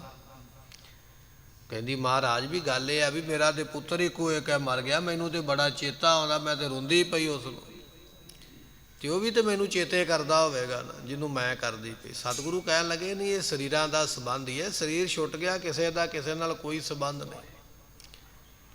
ਨਹੀਂ ਮਹਾਰਾਜ ਇਹ ਕਿਵੇਂ ਹੋ ਸਕਦਾ, ਮੈਨੂੰ ਤੇ ਬੜੀ ਯਾਦ ਆਉਂਦੀ ਹੈ। ਸਤਿਗੁਰੂ ਕਹਿਣ ਲੱਗੇ ਉਸ ਵੇਲੇ ਉਸ ਲੜਕੇ ਦੀ ਆਤਮਾ ਨੂੰ ਮਹਾਰਾਜ ਨੇ ਬੁਲਾ ਕੇ ਮਾਤਾ ਦੇ ਸਾਹਮਣੇ ਕੀਤਾ, ਤੇ ਉਹ ਆਤਮਾ ਨੇ ਸਗੋਂ ਆਖਿਆ, ਕਹਿਣ ਲੱਗਾ ਵੀ ਹੁਣ ਰੋਇਆ ਨਾ ਕਰ, ਹੁਣ ਆਪਣਾ ਰਿਸ਼ਤਾ ਕੋਈ ਨਹੀਂ ਰਹਿ ਗਿਆ ਹੈ। ਤੂੰ ਮੈਨੂੰ ਜਨਮ ਦਿੱਤਾ ਸੀ, ਤੂੰ ਮੇਰੀ ਮਾਂ ਹੈ, ਹੁਣ ਮੇਰਾ ਸਰੀਰ ਹੀ ਨਹੀਂ ਰਿਹਾ, ਮੇਰੀ ਤੇ ਮੌਤ ਹੋ ਗਈ, ਹੁਣ ਰਿਸ਼ਤਾ ਕਾਹਦਾ? ਮੈਂ ਤੇਰਾ ਕੁਝ ਨਹੀਂ ਲੱਗਦਾ, ਤੂੰ ਮੇਰੀ ਕੁਝ ਨਹੀਂ ਲੱਗਦੀ ਹੈ, ਮੈਨੂੰ ਚੇਤੇ ਨਾ ਕਰਿਆ ਕਰ। ਸਤਿਗੁਰੂ ਪਾਤਸ਼ਾਹ ਕਹਿਣ ਲੱਗੇ ਭਾਈ ਬਚਨ ਇਹ ਆ ਵੀ ਇਹ ਜਿਹੜਾ ਕੁਟੰਬ ਪਰਿਵਾਰ ਹੈ ਨਾ ਝੂਠਾ ਹੀ ਹੈ, ਪਰ ਇਹਦੇ ਨਾਲ ਪ੍ਰੀਤੀ ਲਾ ਕੇ ਬਹਿ ਗਿਆ। ਸਾਰੀ ਉਮਰ ਗਿਲਾ ਕਰਦਾ, ਫਲਾਣਿਆ ਤੂੰ ਮੇਰੇ ਪਿੰਡ ਦੇ ਕੋਲ ਦੀ ਲੰਘ ਗਿਆ, ਮੈਨੂੰ ਮਿਲਣ ਨਹੀਂ ਆਇਆ। ਆਪਾਂ ਕਹਿੰਦੇ ਨਾ, ਪਰ ਜੇ ਕਿਤੇ ਮਰਿਆ ਹੋਇਆ ਮਿਲਣ ਆ ਜਾਵੇ ਫਿਰ ਦਰਵਾਜ਼ਿਆਂ ਤੇ ਕਿੱਲ ਠੋਕਦਾ ਰਹਿੰਦਾ ਵੀ ਦਿਸਣਾ ਨਹੀਂ ਚਾਹੀਦਾ। ਜਿਉਂਦਿਆਂ ਨਹੀਂ ਮਿਲਣ ਆਇਆ ਤੇ ਮੋਹ ਹੈ, ਕਹਿੰਦਾ ਵੀ ਮਿਲਣ ਨਹੀਂ ਆਇਆ, ਕੋਲੋਂ ਕਿਉਂ ਨਾ ਗਿਆ, ਮੈਨੂੰ ਤੇ ਗੁੱਸਾ, ਮੈਂ ਤੇ ਤੇਰੇ ਬਾਪੂ ਨੂੰ ਲਾਂਭਾ ਦੇਵਾਂਗਾ ਵੀ ਅਸੀਂ ਤੇਰੇ ਕੁਝ ਨਹੀਂ ਲੱਗਦੇ। ਤੇ ਜਦੋਂ ਕਿਤੇ ਉਹ ਮਰ ਜਾਵੇ ਤੇ ਸੁਪਨੇ ਵਿੱਚ ਕਿਤੇ ਆ ਜਾਵੇ ਨਾ, ਮੰਜੇ ਤਾਂ ਬੈਠਾ ਕਿਤੇ ਭੁਲੇਖਾ ਹੀ ਪੈ ਜਾਵੇ, ਫਿਰ ਪਾਂਧਿਆਂ ਕੋਲ ਜਾਂਦਾ ਵੀ ਲਿਆਓ ਕੋਈ ਮੰਤਰ ਦਿਓ ਵੀ ਮਰਿਆ ਨਹੀਂ ਮਿਲਣਾ ਚਾਹੀਦਾ। ਇਹ ਦੁਨੀਆ ਦੀ ਹਾਲਤ ਹੈ, ਇਹ ਦੁਨੀਆ ਦਾ ਸੀਸਾ ਹੈ। ਦੁਨੀਆ ਇਸ ਤਰ੍ਹਾਂ ਦੀ ਹੈ, ਜਿਉਂਦਿਆਂ ਨੂੰ ਤੇ ਆਵਾਜ਼ਾਂ ਮਾਰਦਾ, ਮਰੇ ਨੂੰ ਕੋਈ ਨਹੀਂ ਜੇ ਮਿਲਣਾ ਚਾਹੁੰਦਾ, ਆਪਣੇ ਵੀ ਡਰ ਲੱਗ ਪੈਂਦਾ। ਪਾਤਸ਼ਾਹ ਕਹਿਣ ਲੱਗੇ ਪਰਿਵਾਰ ਕੂੜ ਝੂਠਾ ਹੈ, ਇਹ ਤੇਰੇ ਕਰਮਾਂ ਕਰਕੇ ਸੰਜੋਗ ਬਣਿਆ ਤੇ ਮਿਲ ਗਿਆ, ਪਰ ਝੂਠੇ ਪਰਿਵਾਰ ਦੇ ਨਾਲ ਹੀ ਮੋਹ ਲਾ ਕੇ ਬੈਠ ਗਿਆ, ਛੱਡਣਾ ਹੀ ਨਹੀਂ ਚਾਹੁੰਦਾ, ਉਹਦੇ ਪ੍ਰੇਮ ਦੇ ਵਿੱਚ ਫਸ ਗਿਆ ਹੈ। ਖਾਵਾ ਭੋਗੈ ਸੁਣ ਸੁਣ ਦੇਖਾ, ਕਦੇ ਪਦਾਰਥਾਂ ਨੂੰ ਖਾਂਦਾ ਤੇ ਕਦੇ ਵਿਸ਼ੇ ਵਿਕਾਰਾਂ ਨੂੰ ਭੋਗਦਾ ਹੈ। ਖਾਂਦਾ ਵੀ ਪਿਆ ਹੈ, ਭੋਗਦਾ ਵੀ ਪਿਆ ਹੈ। ਜਦੋਂ ਬਹੁਤੇ ਪਦਾਰਥ ਖਾਵਾਂਗੇ ਤੇ ਫਿਰ ਵਿਕਾਰ ਹੀ ਪੈਦਾ ਹੋਣਗੇ ਨਾ, ਫਿਰ ਉਪਦਰਵ ਵੀ ਪੈਦਾ ਹੋਣਗੇ। ਬਹੁਤੇ ਪਦਾਰਥ ਖਾਂਦਾ ਹੈ, ਬਹੁਤੇ ਪਦਾਰਥਾਂ ਨੂੰ ਭੋਗਦਾ ਹੈ। ਖਾਵੇ ਭੋਗੈ ਸੁਣ ਸੁਣ ਦੇਖਾ, ਗੁਰਮੁਖੋ ਸੁਣਦਾ ਹੈ, ਫਲਾਣੇ ਬੰਦੇ ਨੇ ਨਾ ਫਲਾਣੇ ਦੀ ਵਡਿਆਈ ਕੀਤੀ ਹੈ, ਮੇਰੀ ਨਹੀਂ ਕੀਤੀ ਹੈ। ਬੜਾ ਗੁੱਸਾ ਆਇਆ ਮਨ ਵਿੱਚ। ਅਸੀਂ ਦੋਨੇ ਜਾਣੇ ਇਕੱਠੇ ਖਲੋਤੇ ਸੀ, ਦੂਜੇ ਨੂੰ ਹੱਥ ਮਿਲਾਇਆ ਹੈ, ਦੂਜੇ ਦੇ ਪਰਿਵਾਰ ਦੀ ਸੁੱਖ ਸ਼ਾਂਤ ਉਸਨੇ ਪੁੱਛੀ ਹੈ, ਦੂਜੇ ਦੀ ਸਿਫਤ ਸੁਣੀ ਮੈਂ ਕੰਨਾਂ ਵਿੱਚ, ਪਰ ਮੇਰੀ ਨਹੀਂ ਕਿਸੇ ਨੇ ਕੀਤੀ ਹੈ, ਮੈਨੂੰ ਗੁੱਸਾ ਫਲਾਣੇ ਦੇ ਨਾਲ। ਦੂਜੇ ਦੀ ਸਿਫਤ ਸੁਣਦਾ ਗੁੱਸਾ ਹੀ ਹੋ ਜਾਂਦਾ ਹੈ। ਸੁਣ ਸੁਣ ਦੇਖੈ, ਆਪਣੀ ਨਿੰਦਿਆ ਹੁੰਦੀ ਵੇਖਦਾ ਹੈ ਵੀ ਫਲਾਣੇ ਬੰਦੇ ਨੇ ਮੇਰੀ ਨਿੰਦਿਆ ਕੀਤੀ ਹੈ। ਫਿਰ ਫਰਮਾਉਂਦੇ ਹਨ, ਖਾਵੈ ਭੋਗੈ ਸੁਣ ਸੁਣ ਦੇਖੈ। ਦੁਨੀਆ ਵਿੱਚ ਇਹ ਚਾਹੁੰਦਾ ਹੈ ਵੀ ਦੁਨੀਆ ਮੇਰੀ ਸਿਫਤ ਕਰੇ, ਮੈਂ ਆਪਣੀ ਸਿਫਤ ਸੁਣਾ। ਦੁਨੀਆ ਆਖਣ ਵੀ ਇਹਦੇ ਵਰਗਾ ਕੋਈ ਨਹੀਂ ਹੈ, ਇਹ ਹੋਈ ਹੈ ਸਭ ਤੋਂ ਸ੍ਰੇਸ਼ਟ। ਇਸ ਤਰ੍ਹਾਂ ਆਪਣੇ ਆਪ ਨੂੰ ਸਭ ਤੋਂ ਚੰਗਾ ਸੁਣਨਾ ਚਾਹੁੰਦਾ, ਆਪਣੇ ਕੰਨਾਂ ਵਿੱਚ ਤਾਰੀਫ ਚਾਹੁੰਦਾ ਆਪਣੀ ਸੁਣਨੀ। ਤੇ ਦੇਖੈ ਦੁਨੀਆ ਵਿੱਚ ਸੋਹਣੇ ਸੋਹਣੇ ਰੂਪ ਵੇਖਦਾ ਪਿਆ, ਸੋਹਣੇ ਸੋਹਣੇ ਸਰੀਰ ਵੇਖਦਾ ਪਿਆ, ਸੋਹਣੀਆਂ ਸੋਹਣੀਆਂ ਥਾਵਾਂ ਵੇਖਦਾ ਪਿਆ। ਇਹ ਸਭ ਕੁਝ ਵੇਖਦਿਆਂ ਉਮਰਾਂ ਲੰਘਦੀ ਜਾਂਦੀ ਹੈ, ਉਮਰਾਂ ਲੰਘਦੀ ਜਾਂਦੀ ਹੈ। ਫਿਰ ਫਰਮਾਉਂਦੇ ਹਨ, ਖਾਵੈ ਭੋਗੈ ਸੁਣ ਸੁਣ ਦੇਖੈ। ਮਹਾਰਾਜ ਕਹਿੰਦੇ ਖਾਂਦਾ ਵੀ ਹੈ ਪਦਾਰਥਾਂ ਨੂੰ, ਭੋਗਦਾ ਵੀ ਹੈ।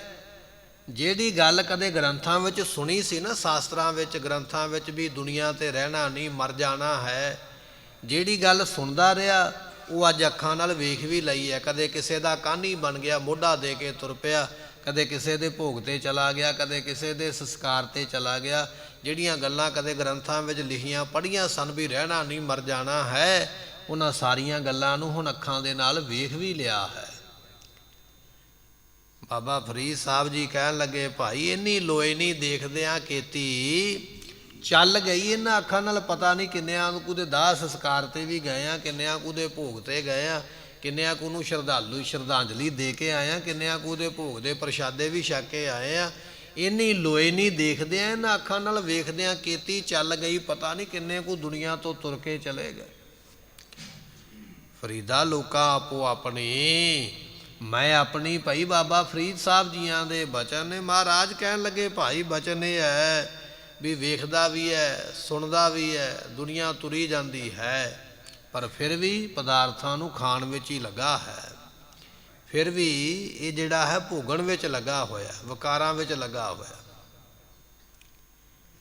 ਜਦੋਂ ਪਸ਼ੂ ਚਾਰਨ ਜਾਂਦੇ ਨਾ, ਪਸ਼ੂ ਚਾਰਨ ਵਾਲੇ, ਕਈ ਪਸ਼ੂ ਬੜੇ ਢੀਠ ਹੁੰਦੇ, ਉਹ ਜਦੋਂ ਕਿਸੇ ਫਸਲ ਵਿੱਚ ਜਾ ਕੇ ਫਸਲ ਉਜਾੜਦੇ ਨਾ, ਮਾਲਕ ਆਉਂਦਾ ਡੰਡਾ ਲੈ ਕੇ, ਉਹਨੂੰ ਪਸ਼ੂ ਨੂੰ ਪਤਾ ਵੀ ਡੰਡਾ ਮੇਰੇ ਵੱਜਣਾ ਹੈ, ਪਰ ਫਿਰ ਵੀ ਉਹ ਖਾਣੋਂ ਨਹੀਂ ਹਟਦਾ।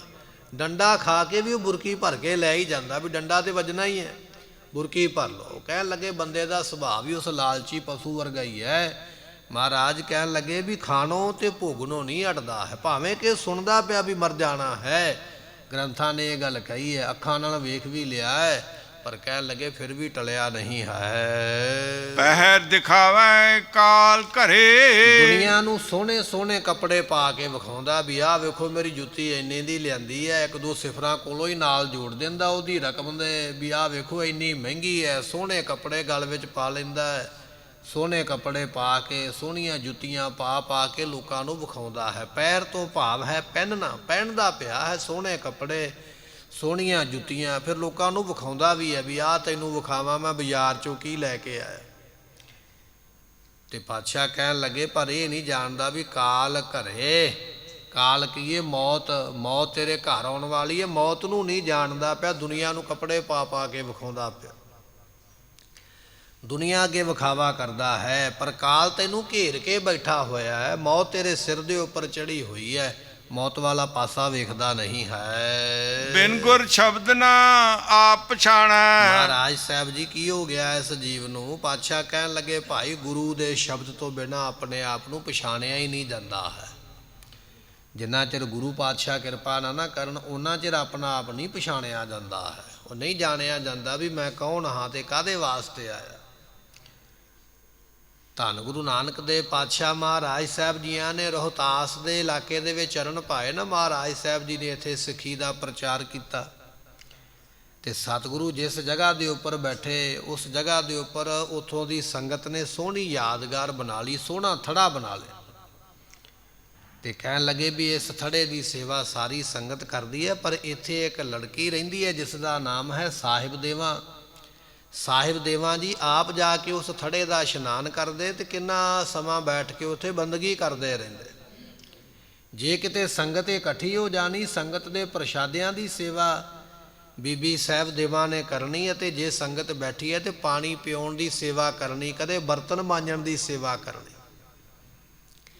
ਐਸੀ ਸੇਵਾ ਕਰਦਿਆਂ ਕਰਦਿਆਂ ਆਪਣਾ ਬਹੁਤ ਜ਼ਿਆਦਾ ਜ਼ਿੰਦਗੀ ਦਾ ਸਮਾਂ ਇਸੇ ਸਥਾਨ ਤੇ ਜਿੱਥੇ ਗੁਰੂ ਨਾਨਕ ਪਾਤਸ਼ਾਹ ਨੇ ਚਰਨ ਪਾਏ ਸੇਵਾ ਕਰਦਿਆਂ ਬਤੀਤ ਹੋਇਆ। ਤੇ ਜਦੋਂ ਗੁਰੂ ਗੋਬਿੰਦ ਸਿੰਘ ਮਹਾਰਾਜ ਜੀਆਂ ਨੇ ਕਿਰਪਾ ਕੀਤੀ, ਫਿਰ ਪਰਿਵਾਰ ਦੇ ਸਮੇਤ, ਸੰਗਤ ਦੇ ਸਮੇਤ ਮਾਤਾ ਸਾਹਿਬ ਕੌਰ ਜੀਆਂ ਦੇ ਪਿਤਾ ਜੀ ਨੇ ਆਖਿਆ ਸੀ ਸਤਿਗੁਰੂ ਕਿਰਪਾ ਕਰਨਗੇ ਤੇ ਮੈਂ ਆਪਣੀ ਧੀ ਨੂੰ ਗੁਰੂ ਪਾਤਸ਼ਾਹ ਦੇ ਨਾਲ ਇਹਦਾ ਸੰਬੰਧ ਬਣਾਵਾਂਗਾ। ਜਦੋਂ ਇਹ ਬਚਨ ਹੋਇਆ ਤੇ ਇਲਾਕੇ ਦੀਆਂ ਸੰਗਤਾਂ ਵੀ ਸਾਹਿਬ ਦੇਵਾਂ ਜੀ ਨੂੰ ਮਾਤਾ ਜੀ ਕਹਿਣ ਲੱਗ ਪਏ ਵੀ ਇਹਨਾਂ ਦਾ ਸੰਬੰਧ ਗੁਰੂ ਦੇ ਨਾਲ ਹੁਣ ਬੰਨ੍ਹਣਾ ਹੈ, ਬਾਪ ਨੇ ਬਚਨ ਕੀਤਾ ਹੈ। ਸਾਰੀਆਂ ਸੰਗਤਾਂ ਦੇ ਸਮੇਤ ਮਾਤਾ ਸਾਹਿਬ ਕੌਰ ਜੀ ਜਿਨ੍ਹਾਂ ਨੂੰ ਆਪਾਂ ਕਹਿੰਦੇ ਹਾਂ, ਉਹਨਾਂ ਦਾ ਅੱਜ ਜਨਮ ਦਿਹਾੜਾ ਪ੍ਰਾਪਤ ਹੋ ਰਿਹਾ ਖਾਲਸੇ ਦੀ ਮਾਤਾ ਜੀ ਦਾ। ਤੇ ਜਿਸ ਵੇਲੇ ਅਨੰਦਪੁਰ ਸਾਹਿਬ ਦੀ ਧਰਤੀ ਤੇ ਸੰਗਤਾਂ ਦੇ ਸਮੇਤ ਆਏ ਤੇ ਉਸ ਵੇਲੇ ਸੰਗਤ ਦੇ ਸਮੇਤ ਮਾਤਾ ਸਾਹਿਬ ਜੀ ਦੇ ਪਿਤਾ ਨੇ ਬੇਨਤੀ ਕੀਤੀ, ਮਹਾਰਾਜ ਸਾਹਿਬ ਜੀ ਮੇਰੀ ਪੁੱਤਰੀ ਨੂੰ ਆਪਣੇ ਘਰ ਦੀ ਸੇਵਾਦਾਰ ਨਹੀਂ ਦਾਸੀ ਬਣਾ ਲਓ, ਤੁਹਾਡੀ ਸੇਵਾ ਕਰਿਆ ਕਰੇਗੀ, ਇਹਦਾ ਰਿਸ਼ਤਾ ਤੁਹਾਡੇ ਨਾਲ ਕਰਨਾ ਚਾਹੁੰਦੇ ਹਾਂ। ਤੇ ਧੰਨ ਗੁਰੂ ਗੋਬਿੰਦ ਸਿੰਘ ਮਹਾਰਾਜ ਜੀ ਨੇ ਆਖਿਆ ਸੀ ਨਹੀਂ, ਹੁਣ ਅਸੀਂ ਬ੍ਰਹਮਚਰਜ ਧਾਰਨ ਕਰ ਲਿਆ ਹੈ, ਹੁਣ ਅਸੀਂ ਵਿਆਹ ਨਹੀਂ ਕਰਵਾਵਾਂਗੇ, ਸਾਡੇ ਸੰਤਾਨ ਵੀ ਹੋ ਚੁੱਕੀ ਹੈ। ਸਾਰੀ ਸੰਗਤ ਨੇ ਆਖਿਆ, ਕਹਿਣ ਲੱਗੇ ਮਹਾਰਾਜ ਸਾਹਿਬ ਜੀ ਸਾਡੇ ਤੇ ਸਾਰੇ ਇਲਾਕੇ ਵਿੱਚ ਇਹ ਗੱਲ ਧੁੰਮ ਗਈ ਹੈ ਦੂਰ ਦੂਰ ਤੱਕ ਵੀ ਇਹ ਸਾਹਿਬ ਦੇਵਾਂ ਦਾ ਵਿਆਹ ਆਨੰਦ ਕਾਰਜ ਗੁਰੂ ਗੋਬਿੰਦ ਸਿੰਘ ਪਾਤਸ਼ਾਹ ਦੇ ਨਾਲ ਹੋਣਾ ਹੈ। ਸਾਰੇ ਇਲਾਕੇ ਦੀ ਸੰਗਤ ਇਹਨਾਂ ਨੂੰ ਮਾਤਾ ਜੀ ਕਹਿ ਕੇ ਸਤਿਕਾਰ ਦਿੰਦੀ ਹੈ। ਆਪ ਜੀ ਐਸਾ ਬਚਨ ਕਰੋਗੇ ਤੇ ਜ਼ਿੰਦਗੀ ਅੱਗੇ ਕਿਸ ਤਰ੍ਹਾਂ ਚੱਲੇਗੀ। ਸਤਿਗੁਰਾਂ ਨੇ ਸੰਗਤ ਦਾ ਬਚਨ ਮੰਨ ਕੇ ਉਸ ਵੇਲੇ ਆਖਿਆ ਠੀਕ ਹੈ, ਜੋ ਸੰਗਤ ਦਾ ਹੁਕਮ ਹੈ ਉਹ ਅਸੀਂ ਪ੍ਰਵਾਨ ਕਰਦੇ ਹਾਂ। ਤੇ ਮਾਤਾ ਸਾਹਿਬ ਦੇਵਾਂ ਜੀ ਦੇ ਨਾਲ ਗੁਰੂ ਗੋਬਿੰਦ ਸਿੰਘ ਪਾਤਸ਼ਾਹ ਜੀ ਦਾ ਆਨੰਦ ਕਾਰਜ ਹੋਇਆ ਅਤੇ ਸਤਿਗੁਰਾਂ ਦੇ ਨਾਲ ਰਿਸ਼ਤਾ ਹੋਣ ਦੇ ਨਾਲ ਗੁਰੂ ਘਰ ਦੇ ਨਾਲ ਰਿਸ਼ਤਾ ਜੁੜਿਆ। ਤੇ ਜਿਸ ਵੇਲੇ ਮਾਤਾ ਸਾਹਿਬ ਜੀ ਨੇ ਆਖਿਆ ਨਾ, ਆ ਕੇ ਗੁਰੂ ਗੋਬਿੰਦ ਸਿੰਘ ਪਾਤਸ਼ਾਹ ਨੂੰ ਕਹਿਣ ਲੱਗੇ ਸਤਿਗੁਰੂ ਪਾਤਸ਼ਾਹ ਜੀ ਕਿ ਸਾਡੇ ਜੋ ਵੱਡੇ ਭੈਣ ਜੀ ਹਨ ਮਾਤਾ ਜੀਤਾ ਜੀ, ਉਹਨਾਂ ਦੀ ਵੀ ਸੰਤਾਨ ਹੈ, ਤੇ ਸਾਡੇ ਜਿਹੜੇ ਦੂਜੇ ਭੈਣ ਜੀ ਹਨ ਮਾਤਾ ਸੁੰਦਰ ਕੌਰ ਜੀ, ਉਹਨਾਂ ਦੀ ਵੀ ਸੰਤਾਨ ਹੈ। ਆਪ ਜੀ ਮੇਰੇ ਘਰ ਵਿੱਚ ਵੀ ਪੁੱਤਰਾਂ ਦੀ ਦਾਤ ਬਖਸ਼ਿਸ਼ ਕਰੋ। ਉਸ ਵੇਲੇ ਗੁਰੂ ਗੋਬਿੰਦ ਸਿੰਘ ਪਾਤਸ਼ਾਹ ਜੀ ਨੇ ਆਖਿਆ ਸੀ, ਕਹਿਣ ਲੱਗੇ ਸਾਹਿਬ ਦੇਵਾਂ ਜੀ ਤੁਹਾਨੂੰ ਐਸਾ ਪੁੱਤਰ ਬਖਸ਼ਿਸ਼ ਕਰਾਂਗੇ ਜਿਸ ਪੁੱਤਰ ਦਾ ਨਾਮ ਇਸ ਦੁਨੀਆ ਵਿੱਚ ਸਦਾ ਹੀ ਰਹੇਗਾ। ਉਹ ਕਿਹੜਾ ਪੁੱਤਰ ਹੈ? ਉਹ ਖਾਲਸਾ ਪੰਥ ਹੈ। ਮਹਾਰਾਜ ਸਾਹਿਬ ਜੀਆਂ ਨੇ ਖਾਲਸਾ ਪੰਥ ਮਾਤਾ ਸਾਹਿਬ ਕੌਰ ਜੀਆਂ ਦੀ ਝੋਲੀ ਵਿੱਚ ਪਾਇਆ। ਬੋਲੇ ਸੋ ਨਿਹਾਲ। ਅਤੇ ਮਾਤਾ ਜੀ ਨੂੰ ਖਾਲਸੇ ਦੀ ਮਾਤਾ ਹੋਣ ਦਾ ਮਾਣ ਬਖਸ਼ਿਸ਼ ਕੀਤਾ ਹੈ। ਅੱਜ ਵੀ ਜਦੋਂ ਅਰਦਾਸ ਦੇ ਵਿੱਚ ਗੁਰੂ ਗੋਬਿੰਦ ਸਿੰਘ ਪਾਤਸ਼ਾਹ ਨੂੰ ਖਾਲਸਾ ਚੇਤੇ ਕਰਦਾ ਹੈ, ਉੱਥੇ ਮਾਤਾ ਸਾਹਿਬ ਕੌਰ ਜੀ ਦਾ ਨਾਮ ਲੈ ਕੇ ਵੀ ਖਾਲਸਾ ਆਪਣੀ ਮਾਤਾ ਨੂੰ ਵੀ ਚੇਤੇ ਕਰਦਾ ਹੈ। ਇਸ ਤਰ੍ਹਾਂ ਦੇ ਸਨ ਸਤਿਕਾਰਯੋਗ ਮਾਤਾ ਸਾਹਿਬ ਕੌਰ ਜੀ, ਜਿਨ੍ਹਾਂ ਦਾ ਪਹਿਲਾ ਨਾਮ ਸਾਹਿਬ ਦੇਵੀ ਹੈ, ਅੰਮ੍ਰਿਤ ਛਕ ਕੇ ਸਾਹਿਬ ਕੌਰ ਬਣੇ। ਰੋਹਤਾਸ ਦੇ ਇਲਾਕੇ ਰਹਿਣ ਵਾਲੇ ਗੁਰੂ ਨਾਨਕ ਦੇਵ ਪਾਤਸ਼ਾਹ ਨੇ ਇੱਥੇ ਸਿੱਖੀ ਦਾ ਬੀਜ ਬੀਜਿਆ ਹੈ। ਐਸੀ ਲਗਨ ਲੱਗੀ ਹੈ ਵੀ ਗੁਰੂ ਘਰ ਦੇ ਨਾਲ ਇਹਨਾਂ ਦਾ ਸੰਬੰਧ ਬਣਿਆ। ਅੱਜ ਖਾਲਸੇ ਦੀ ਮਾਤਾ ਜੀ ਦਾ ਸਾਨੂੰ ਜਨਮ ਦਿਹਾੜਾ ਪ੍ਰਾਪਤ ਹੋ ਰਿਹਾ ਹੈ। ਆਪ ਸੰਗਤਾਂ ਨੂੰ ਲੱਖ ਲੱਖ ਵਧਾਈ ਹੋਵੇ। ਮਹਾਰਾਜ ਕਿਰਪਾ ਕਰਨ, ਸਾਡੇ ਬੜੇ ਵੱਡੇ ਭਾਗ ਨੇ ਜੋ ਐਸੀ ਮਾਤਾ ਦੇ ਅਸੀਂ ਪੁੱਤਰ ਬਣਿਆ, ਸਾਨੂੰ ਪੁੱਤਰ ਬਣਨ ਦਾ ਇਹ ਮਾਣ ਪ੍ਰਾਪਤ ਹੋਇਆ ਹੈ। ਗੁਰੂ ਕਿਰਪਾ ਕਰੇ ਸਾਨੂੰ ਵੀ ਨਾਮ ਬਾਣੀ ਦੀਆਂ ਦਾਤਾਂ ਮਹਾਰਾਜ ਬਖਸ਼ਿਸ਼ ਕਰਨ। ਕਹਿਣ ਲੱਗੇ ਬਿਨ ਗੁਰ ਸ਼ਬਦ ਨਾ ਆਪ ਪਛਾਣੈ, ਗੁਰੂ ਸ਼ਬਦ ਦੇ ਨਾਲ ਹੀ ਕਮਾਈ ਹੁੰਦੀ ਹੈ। ਗੁਰੂ ਦੇ ਸ਼ਬਦ ਦਾ ਹੀ ਪ੍ਰਤਾਪ ਹੈ ਕਿ ਬੀਬੀ ਸਾਹਿਬ ਦੇਵਾਂ ਜਿਹੜੀ ਹੈ ਗੁਰੂ ਗੋਬਿੰਦ ਸਿੰਘ ਪਾਤਸ਼ਾਹ ਦੇ ਨਾਲ ਮਿਲ ਕੇ ਸਾਹਿਬ ਕੌਰ ਬਣ ਕੇ ਖਾਲਸੇ ਦੇ ਮਾਤਾ ਜੀ ਬਣ ਗਏ। ਇਹ ਗੁਰੂ ਸ਼ਬਦ ਦੀ ਕਮਾਈ ਹੈ ਜੋ ਗੁਰੂ ਨਾਨਕ ਦੇਵ ਪਾਤਸ਼ਾਹ ਨੇ ਬਖਸ਼ਿਸ਼ ਕੀਤੇ ਬਚਨ। ਕਹਿਣ ਲੱਗੇ ਭਾਈ ਜਿਹੜਾ ਸ਼ਬਦ ਦੀ ਕਮਾਈ ਕਰਦਾ ਹੈ ਉਹ ਆਪ ਪਛਾਣੈ, ਆਪਣੇ ਆਤਮਿਕ ਸਰੂਪ ਨੂੰ ਪਛਾਣ ਲੈਂਦਾ ਹੈ। ਮਨ ਤੂੰ ਜੋਤ ਸਰੂਪ ਹੈ, ਆਪਣਾ ਮੂਲ ਪਛਾਣ। ਮਹਾਰਾਜ ਕਹਿਣ ਲੱਗੇ ਭਾਈ ਇਸ ਤਰ੍ਹਾਂ ਉਹ ਜਿਹੜੇ ਗੁਰਮੁਖ ਨੇ ਆਪਣੇ ਮੂਲ ਨੂੰ ਪਛਾਣ ਲੈਂਦੇ ਹਨ। ਬਿਨ ਹਰ ਨਾਮ ਨਾ ਕਾਲ ਟਰੇ। ਪਾਤਸ਼ਾਹ ਕਹਿਣ ਲੱਗੇ ਭਾਈ ਬਚਨ ਇਹ ਆ ਵੀ ਨਾਮ ਜਪੇ ਬਿਨਾ ਕਾਲ ਨਹੀਂ ਜੇ ਟਲਦਾ। ਭਾਵੇਂ ਕੋਈ ਕਿੰਨਾ ਵੀ ਯਤਨ ਕਰ ਲਵੇ ਵੀ ਕਾਲ ਨੂੰ ਟਾਲ ਦਿਆਂਗਾ ਨਹੀਂ। ਕਾਲ ਪਾਏ ਬਰਮਾ ਬਵਤਰਾ, ਕਾਲ ਪਾਏ ਸ਼ਿਵ ਜੂ ਅਵਤਰਾ, ਕਾਲ ਪਾਏ ਕਰ ਵਿਸ਼ਨ ਪ੍ਰਕਾਸ਼ਾ, ਸਕਲ ਕਾਲ ਕਾ ਕੀਆ। ਇਹ ਜਿੰਨਾ ਵੀ ਸਕਲ ਤੋਂ ਭਾਵ ਸਾਰਾ ਹੀ ਜਿੰਨਾ ਹਨ ਪਸਾਰਾ ਦੁਨੀਆ ਦਾ, ਇਹ ਸਾਰਾ ਕਾਲ ਦਾ ਹੀ ਪਸਾਰਾ ਹੈ। ਜੇ ਕੋਈ ਆਖੇ ਨਾ ਮੰਤਰ ਪੜ੍ਹ ਕੇ ਮੈਂ ਕਈ ਤਰ੍ਹਾਂ ਦੇ ਜਿਹੜੇ ਵਰਤ ਵਗੈਰਾ ਰੱਖ ਕੇ ਤੇ ਕਾਲ ਤੋਂ ਬਚ ਜਾਵਾਂਗਾ, ਕਾਲ ਤੋਂ ਬਚਿਆ ਨਹੀਂ ਜਾਣਾ ਹੈ। ਕਾਲ ਬੜੇ ਬਲ ਵਾਲਾ ਹੈ, ਜਿਸ ਨੇ ਮਾਰ ਹੀ ਦੇਣਾ ਹੈ। ਪਰ ਪਾਤਸ਼ਾਹ ਕਹਿਣ ਲੱਗੇ ਭਾਈ ਨਾਮ ਤੋਂ ਬਿਨਾ ਕਾਲ ਨਹੀਂ ਜੇ ਟਲਦਾ। ਜਿਨ੍ਹਾਂ ਨੇ ਨਾਮ ਜਪਿਆ ਹੈ, ਹਰ ਕੇ ਸੇਵਕ ਜੋ ਹਰ ਭਾਏ ਤਿਨ ਕੀ ਕਥਾ ਨਿਰਾਰੀ ਰੇ। ਰੱਬ ਦਿਆਂ ਭਗਤਾਂ ਦੀ ਕਥਾ ਕਹਾਣੀਆਂ ਨਿਰਾਲੀਆਂ ਵੱਖਰੀਆਂ ਹੀ ਹਨ, ਜੋ ਕਹੀਆਂ ਨਹੀਂ ਜਾ ਸਕਦੀਆਂ। ਪਾਤਸ਼ਾਹ ਕਹਿਣ ਲੱਗੇ ਨਾਮ ਤੋਂ ਬਿਨਾ ਭਾਈ ਕਾਲ ਨਹੀਂ ਟਲਣਾ ਹੈ। ਜਿਨ੍ਹਾਂ ਨੇ ਨਾਮ ਜਪਿਆ ਹੈ ਉਹ ਕਾਲ ਨੂੰ ਵੀ ਮਾਤ ਪਾ ਦਿੰਦੇ। ਸੋ ਇਸ ਤਰ੍ਹਾਂ ਉਹ ਸੰਸਾਰ ਦੇ ਵਿੱਚ ਆਪਣੇ ਜੀਵਨ ਦੀ ਬਾਜੀ ਜਿੱਤ ਜਾਂਦੇ। ਇਹ ਮਹਾਰਾਜ ਜੀਆਂ ਨੇ ਅੰਮ੍ਰਿਤ ਵੇਲੇ ਦੀਆਂ ਦਾਤਾਂ ਬਖਸ਼ਿਸ਼ ਕੀਤੀਆਂ। ਵਿਚਾਰ ਕਰਦਿਆਂ ਭੁੱਲ ਚੁੱਕ ਦੀ ਮੁਆਫੀ, ਬਚਨ ਉਪਦੇਸ਼ ਗੁਰੂ ਕਾ ਹਿਰਦੇ ਵਸੇ ਸਾਡਾ ਭਲਾ ਹੋਵੇ। ਜੋ ਸੱਜਣ ਅਸੀਂ ਸੜੀਆਂ ਸਾਹਿਬ ਸਿਉ ਮਿਲੋ। ਖਾਵੇ ਭੋਗੈ ਸੁਣ ਸੁਣ ਦੇਖੈ, ਪੈਰ ਦਿਖਾਵੇ ਕਾਲ ਕਰੇ। ਬਿਨ ਗੁਰ ਸ਼ਬਦ ਨ ਆਪ ਪਛਾਣੈ, ਬਿਨ ਹਰ ਨਾਮ ਨ ਕਾਲ ਟਰੇ। ਵਾਹਿਗੁਰੂ ਜੀ ਕਾ ਖਾਲਸਾ, ਵਾਹਿਗੁਰੂ ਜੀ ਕੀ ਫਤਿਹ। ਸਾਧ ਸੰਗਤ ਜੀ, ਬੇਨਤੀ ਹੈ ਕਿ ਸ਼੍ਰੋਮਣੀ ਗੁਰਦੁਆਰਾ ਕਮੇਟੀ ਦੀਆਂ ਜੋ ਵੋਟਾਂ ਹਨ ਉਹ ਆਪਣੇ ਗੁਰਦੁਆਰਾ ਸਾਹਿਬ ਬਣਾਉਣ ਵਾਸਤੇ ਸਿੰਘ ਆ ਰਹੇ ਨੇ। 10 ਤੋਂ 12 ਵਜੇ ਤੱਕ ਦਾ ਸਮਾਂ ਹੈ। ਬੀਬੀਆਂ ਦੀਆਂ ਅਤੇ ਸਿੰਘਾਂ ਦੀਆਂ ਵੋਟਾਂ ਬਣਨਗੀਆਂ। ਜਿਹੜੇ ਸਹਿਜਧਾਰੀ ਜਾਂ ਅੰਮ੍ਰਿਤਧਾਰੀ ਹੋਣਗੇ, ਜਿਨ੍ਹਾਂ ਨੇ ਕੇਸ ਨਾ ਕਟਾਏ ਹੋਣ, ਆਪਣਾ ਆਧਾਰ ਕਾਰਡ ਅਤੇ ਆਪਣੀ ਇੱਕ ਫੋਟੋ ਲੈ ਕੇ ਪਹੁੰਚਣ ਦੀ ਆਪ ਸੰਗਤਾਂ ਨੇ ਕਿਰਪਾਲਤਾ ਕਰਨੀ ਹੈ। ਸੋ ਇਹ ਬੇਨਤੀਆਂ ਆਪ ਸੰਗਤ ਨੇ ਪ੍ਰਵਾਨ ਕਰਨੀਆਂ ਹਨ। ਵਾਹਿਗੁਰੂ ਜੀ ਕਾ ਖਾਲਸਾ, ਵਾਹਿਗੁਰੂ ਜੀ ਕੀ ਫਤਿਹ।